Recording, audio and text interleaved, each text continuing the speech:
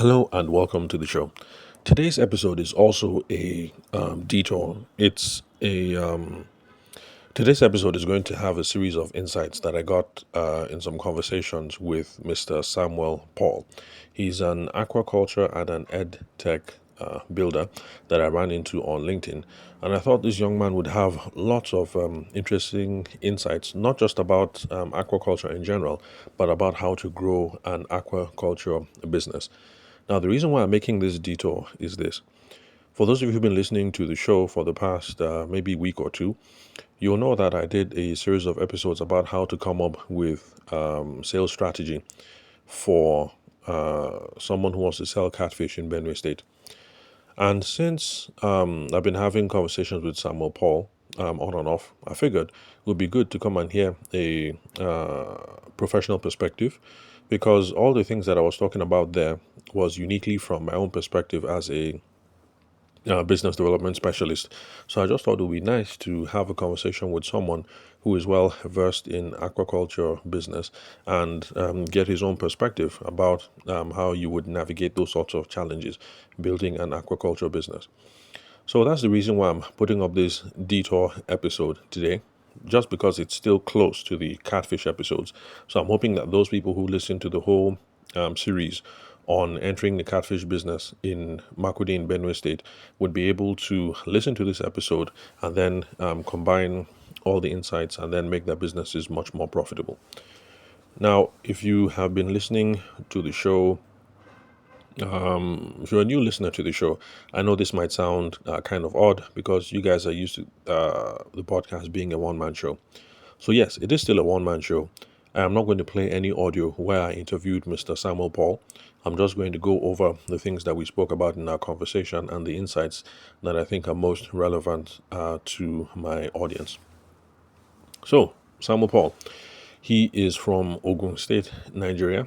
Interesting thing to point out because when we started off the conversation, I just assumed he was a Plateau boy, Plateau, Jos.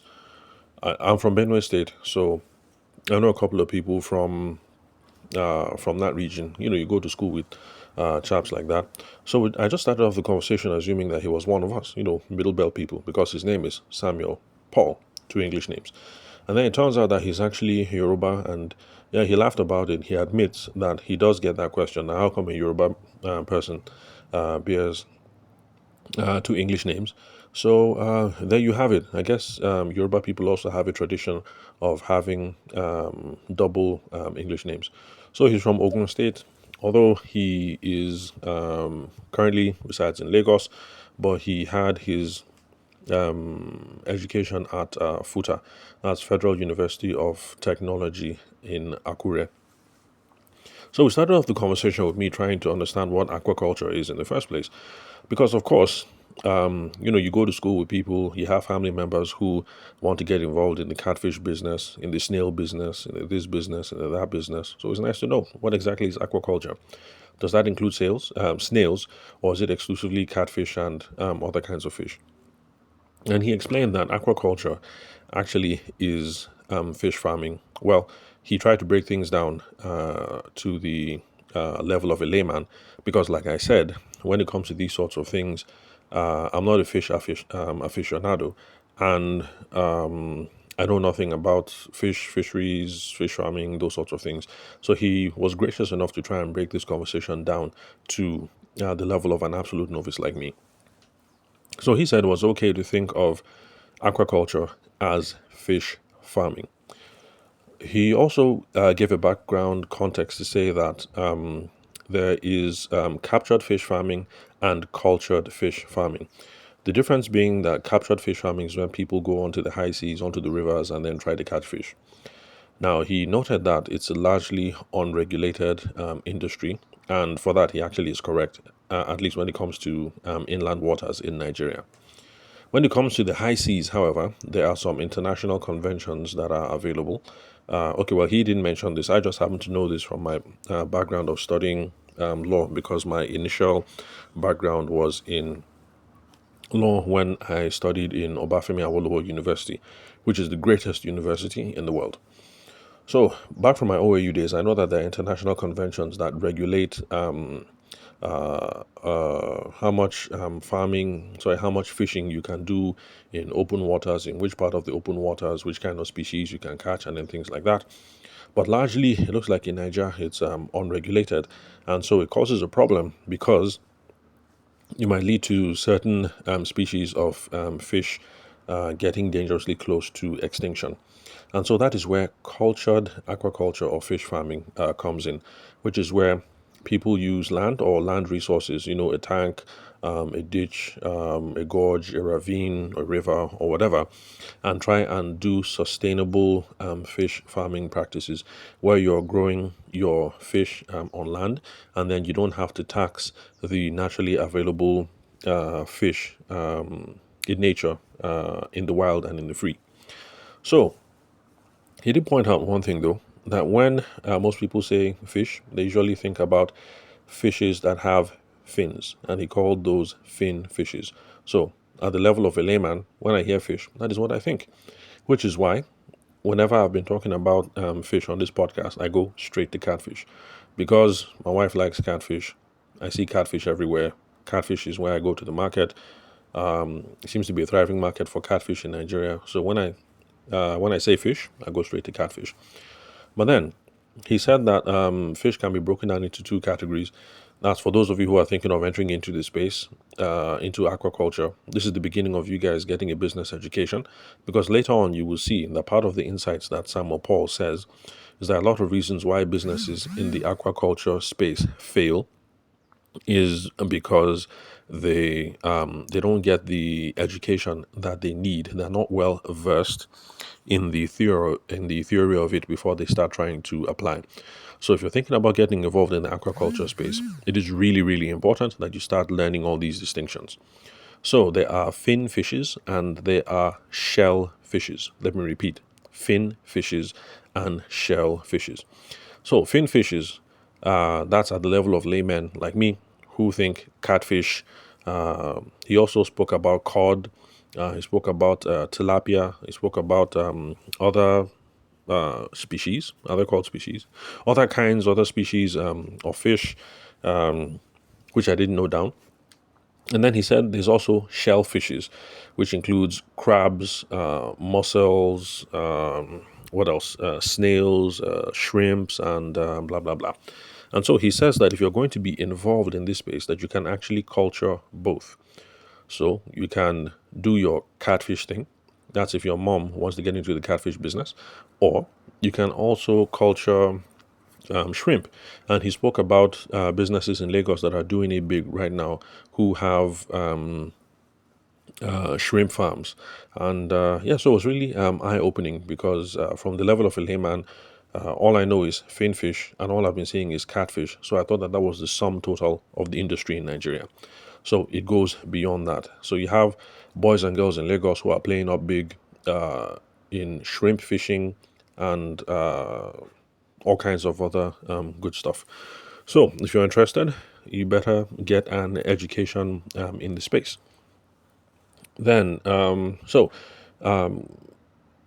okay, where was I? Okay, a culture. So he said you can culture both. Now, the idea behind culturing is not, culture like we talk about when we say native tradition and culture. Culturing just means having a controlled environment where you can grow your specimens. And of course, they have to control the environments. They have to control salinity. That's the level of salt that is in the environment. They have to control the temperature. It can't be too hot or too cold. They have to control organic content. They have to control nutrients and then stuff like that. These are absolutely important to make sure that your fish thrive and survive. Now, he pointed out that tilapia is actually more cultured than catfish because it makes more money. And I was surprised because, like I said, everywhere I look, I see catfish. Wifey eating catfish, in laws eating catfish. I go to the market, you pass the kitchen pen, you look to the left, catfish. You look to the right, catfish. Looks like there's catfish everywhere. But then he says that there's actually tilapia is much more cultured than catfish because the profit margins on tilapia are more.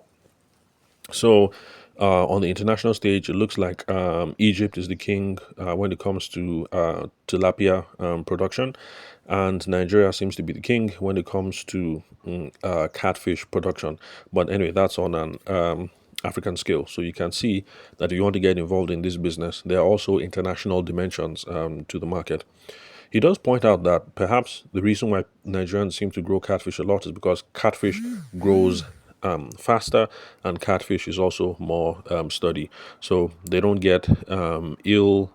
Well, if you do what you're supposed to, they're not going to get ill too much, and they're not going to die off in droves. He also points out that catfish is so resilient that you can leave it out of water for 3 hours and it survives. But tilapia needs a little bit more care, a little more babysitting, a little more hand holding. Oh, sorry, forgive me. The timer. Okay, we have done 10 minutes. Okay, let me try and bring this to a close if I can. Where was I? Okay, so tilapia requires much more hand holding. If you leave tilapia out of water for 30 minutes, it's going to die. But then the other advantage, because tilapia reproduces faster, that's they lay eggs and they have babies faster, and they also reproduce earlier, because it turns out that catfish are very picky about who they mate with. So those are just some of the interesting background conversations that we had, and it's a good way to introduce you guys to the local and to the international landscape and possibilities of what applies in the aquaculture space. Now, at the top of the episode, you remember I said that he's an aquaculture edtech builder, and so I had questions about exactly what the edtech is. And he said essentially that's the LMS, the learning management system, where they try to make learning convenient for people who want to get into the business so that you don't have to travel all the way to somebody in Akure or all the way to Ogun or to Lagos to learn. You can sit conveniently in your living room or your office for a number of weeks. Stream episodes where you can watch video practicals, and then you can learn and then apply in your own time. And then they also offer mentorship access as well, just so that as you're carrying out all these things, you have the needed guidance to make sure that you're doing things right. So that is what that's the education tech aspect. So he runs an LMS, and these are some of the benefits that you can get going through them. Now, he also admits that he has an ulterior motive.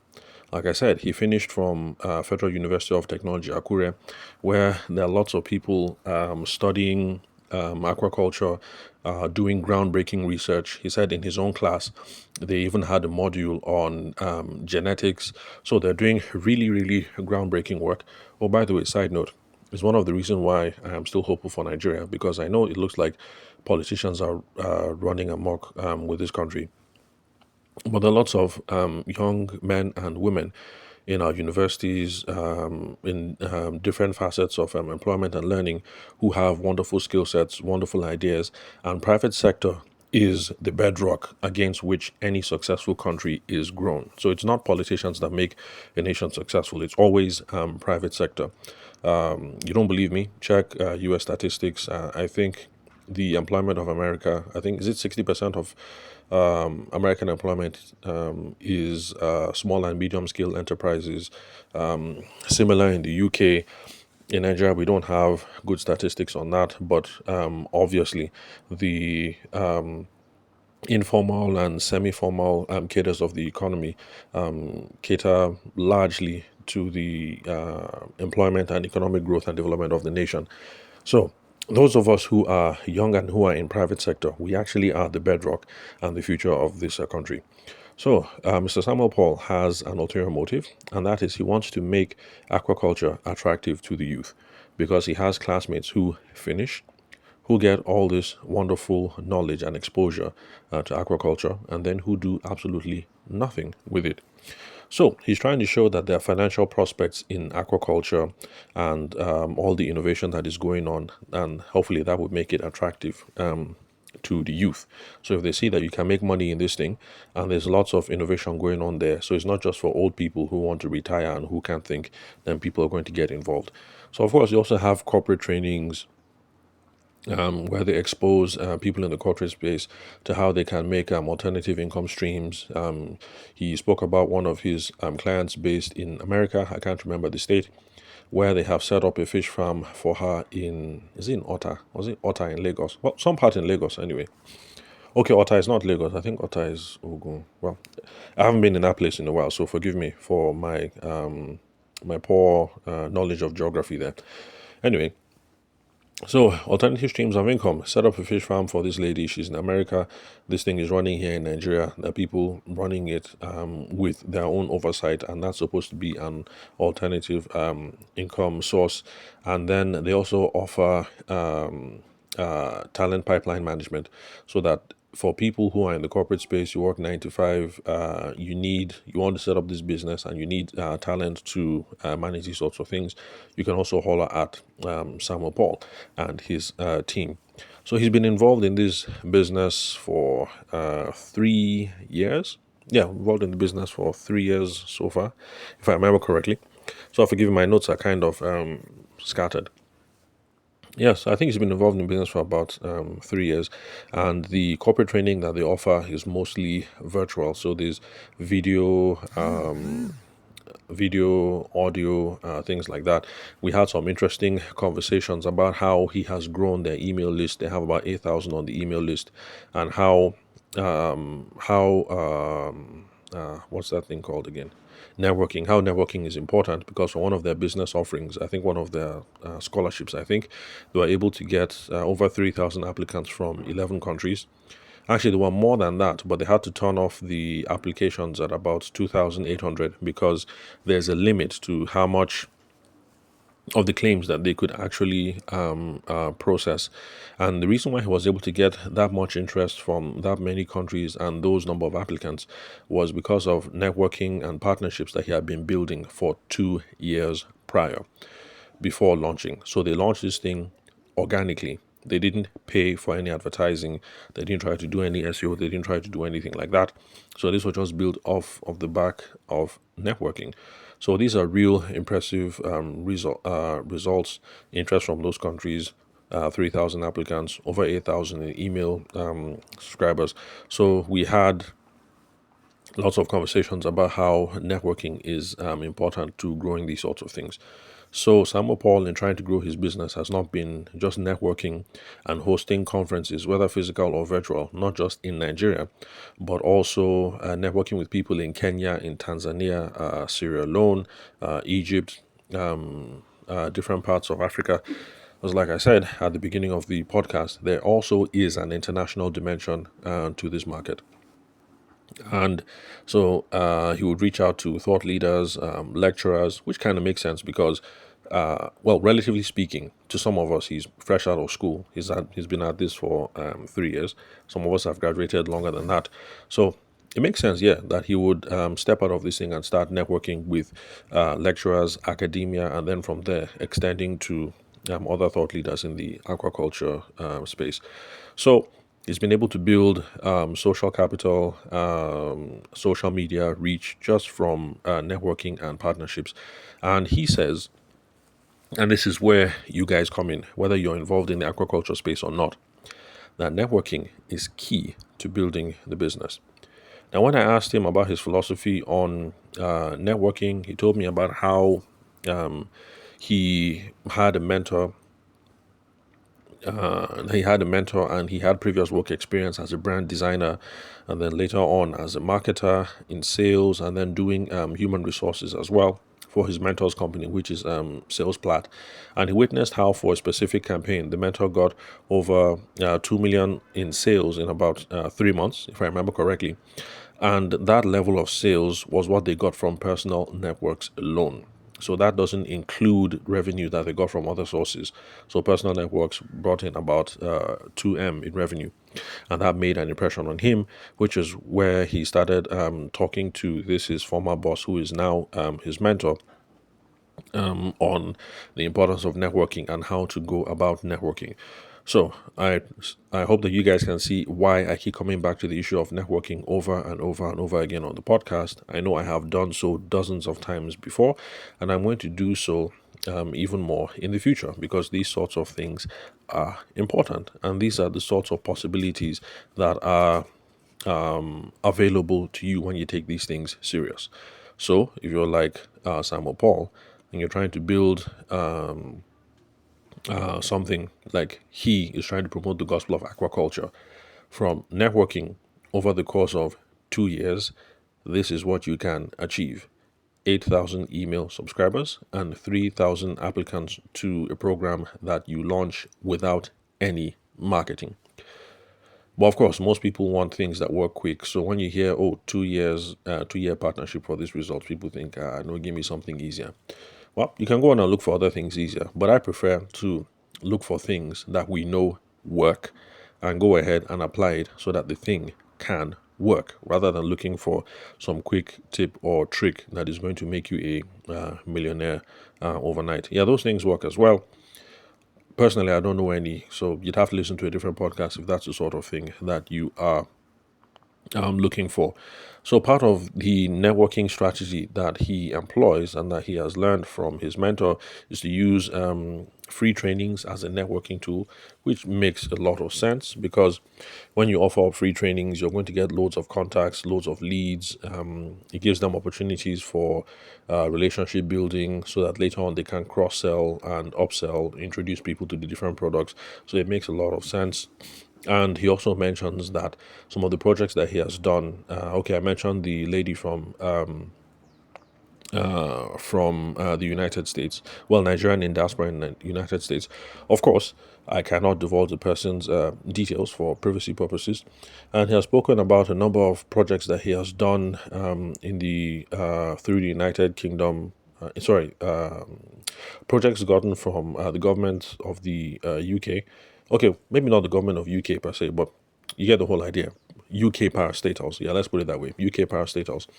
And so for those projects that he has done, and he's been able to get those sorts of products, not because he put in an application or not because he put out a CV, but because of referrals and the networking and the relationships that he has built over the course of the last 2, 3 years. So, networking, really important. If you take nothing out of today's episode, I want you guys to see that beyond the theory that I talk about over here on the podcast, there are practical reasons, practical benefits that you get from networking. That's why I'm still going to keep talking about it. And if you want to learn more about networking, remain subscribed to the podcast and pay attention to episodes, not just on networking, but where I also talk about personal selling and how those two skills relate. Now, I couldn't let him go without asking for business tips for those of you who want to get involved in the business. Because beyond the scenario that I cooked up, like I said, my wife and I, the in laws, grandma, uncles, aunties, everybody were back home in Makudi for Christmas. So this is something that I was seeing. People are eating fish. People are cultivating fish. People are selling fish. People are getting into the business. There's money that is being made. There's money that is being lost. There's money that is moving across local governments. Like I said, people in Makudi, sorry, excuse me, I have a cold. So people in Makudi farming local varieties or importing from different parts of Nigeria. So there's money to be made in the business. People are getting into the business. So I wanted to know from him firsthand what I should tell you guys about being involved in the business beyond coming up with a sales strategy. The episode that I made about coming up with a sales strategy.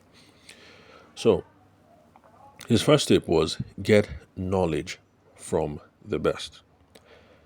Get knowledge from the best. That makes a lot of sense and it blends with what we've been talking about over here on the podcast because I have been saying time and time again on the show that the first part of being successful at sales is product mastery or product knowledge. You can't effectively sell what you do not know. Now, since you're dealing with fish, you can't effectively produce and then later sell what you do not know.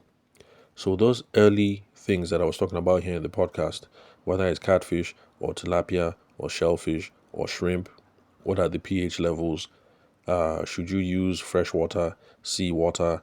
I think brackish. Yeah, he said brackish water. Brackish. Brackish water. That depends on the pH levels. You need to know all of these things before you get into the business. Because I know people who have rushed into the business, we're going to make money, catfish, is going to be a killing, blah, blah, blah. They get the tank, they do this, they do that. And then you run into them a couple of months and like, hey, oh boy, how far now? What's up? How did that catfish thing do? Say, I beg, catfish business, rubbish business. They all died. All my chickens, they died. Blah blah blah. The reasons why your catfish or your chickens will die is because you haven't gotten the knowledge that you need about the best conditions to keep them, what to do when they are sick, the possible diseases that can come, how you can prevent them from falling sick, how to get them to mate successfully, what are the right conditions, the right temperature, the right whatever that they need to be kept under. All of these things are important. So before you get into the business, acquire the knowledge, get the knowledge from the best. So that was his tip number one. Then tip number two, sorry, excuse me, my cold. So tip number two, he said, know the value chains that exist. Now, this was something that I missed out when I was coming up with the thing about sales strategy. So the theory that I gave you guys, the knowledge that I gave you guys about sales strategy still applies, but then you can take things one step further. He said that there's a varied value chain in aquaculture. There are people who exist as producers or farmers. The person who owns the pond, the person who is creating the farming the catfish or the tilapia or the cod or the shrimp. Then there are people who are affiliates. The affiliate does not run the farm, but the affiliate is good at marketing, and then you guys enter into a discussion that, hey, Oga Farmer, I'm good at marketing, I'm good at Facebook. If I'm able to sell 200 kilograms of fish using my Facebook channel, what is my commission? How much will you give me? Those are affiliates. So not everybody needs to be a farmer or a producer. You will notice that in the scenario that I came up with, I just assumed that this civil servant in Benue State was either going to produce the fish himself or to buy the fish himself. So there are different places in the value chain that you can slot yourself in. So you don't even need to get your hands dirty and be involved in the farming and the cutting and the cleaning and all of that. You can be an affiliate and do your stuff through social media marketing or whatever. Then there are people who are distributors. You're done with the catfish, they focus on the packaging, the distribution, liaising with big stores and things like that. And then you have people who are the processors.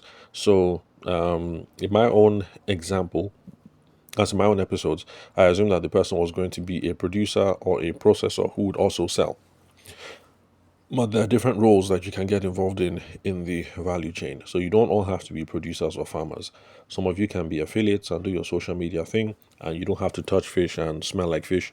Some of you can be distributors. Some of you can be processors. Now, there are other parts of the value chain that exist. So I didn't know them in the right order, but I just want you guys to know that there are different places in the value chain where you can slot yourself in. Now, where do you start? His own advice, it depends.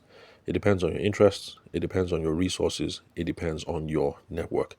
So, if you're interested and you think you're up for the farming thing and you have some spare money, you say, okay, I have 200K, I have 500K. My mom has free land in the village. Let me go and put a pool. Let me put a pond at the back. Let's see what we can do. Then, yeah, you can do that. But then, if you have no money to put at all, then there are other aspects of the value chain you can get involved in. For instance, at the affiliate level, being an affiliate does not require you to put down money. If you want to be an affiliate who's going to specialize at doing this whole social media marketing thing, then all you need is a phone. Of course, you also need knowledge. You need to know the knowledge because there's no point in trying to sell catfish if you know nothing about catfish. If I set up an Instagram page and I start trying to sell catfish, I'm going to fail woefully because I don't eat catfish. I know nothing about fish. So I'm not even going to I won't even know how to have the conversation because somebody will hit me up on Instagram and the person will say, oh, Oga, Fishman, please, I need 50 kilograms of of catfish for a wedding and blah blah blah blah blah. Because I'm not a catfish person, I won't know which kind of varieties are best to be served at large crowds and things like that. So you need to be able to know these things. So if somebody hits you up and says, "I have a wedding in December, and I need a 500 kg of catfish," you need to be able to have that conversation. "Oh, congratulations, man! Who's getting married? Okay, is your son? We bless God. The union will be fruitful." So for the catfish, where are you people from? Okay, you're Egba. Okay, so the catfish that you're looking for, is it more of these Lagos varieties, or is it the varieties that are from this place or this place or that place? And you need to have those conversations. Having those conversations, you now know, okay, since you're an affiliate, who are you going to reach out to? Is it the farmer that is based in Akure, the one that is based in Ogun, or the person who is farming in Kano, or the person who got his varieties from this part of the world or from that part of the world? So you need to know all these things. So where should you start? Processing, affiliate, producer, distributor? It depends. What are you interested in? How much money do you have? What kind of network do you have? What other resources do you have? That is what will determine. Then, of course, he says you also need to understand the market.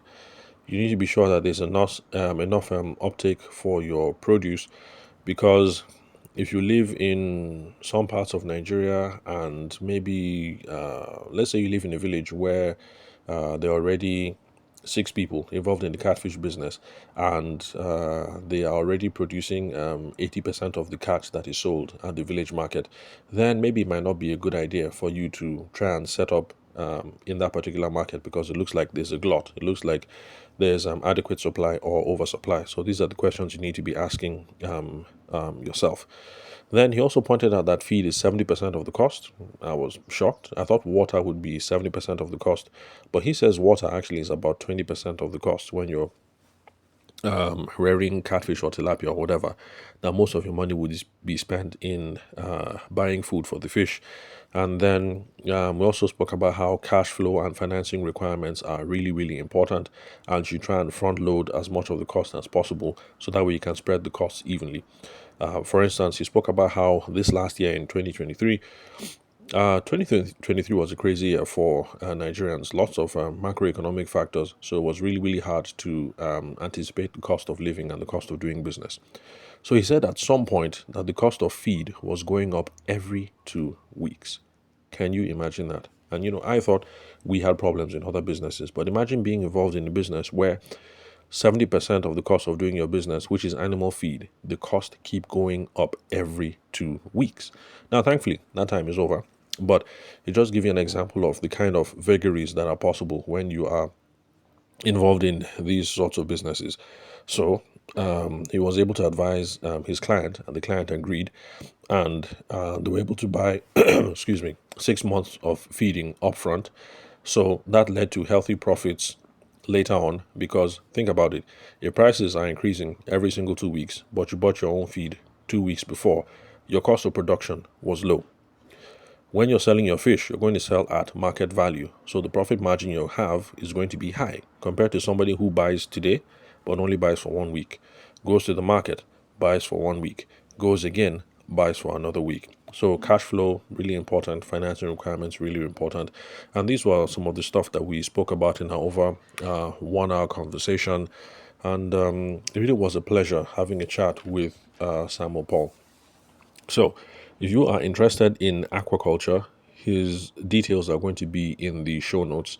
So, depending on which podcast player you use, you either click on info, click on details, click on more, or click on expand. Depends on the podcast player that you use, and the details will be there, so you can get in touch with Samuel Paul if you want to be involved in aquaculture. But the key things that I want you guys to take away: networking is key. You can get a lot of business, organic business growth from networking. And then product knowledge, product mastery is key. Know your product before you get in and you start trying to sell. If you do not know anything about catfish, don't try selling catfish. Learn the catfish business first before you try and sell the catfish or rear the catfish. Then know the value chains that exist, and based on your resources, based on your capital, based on your networks, you will know which part of the value chain you ought to get in first. So this is one of those higher order questions that we need to consider when it comes to coming up with a business strategy. Understand the market. Is there too much supply? Is there not enough demand? You need to do the research, figure out these sorts of things. And then cash flow, financing is really important. Make sure that you can finance your business in an optimal way so you don't run into trouble later on. So thank you very much for your time and attention. I'll catch you guys in the next episode. And if you're curious, check out Samuel Paul's details at in the detail or the info or the more section if you're listening to this on a podcast player. So thanks for your time and attention. I'll catch you guys at the next episode.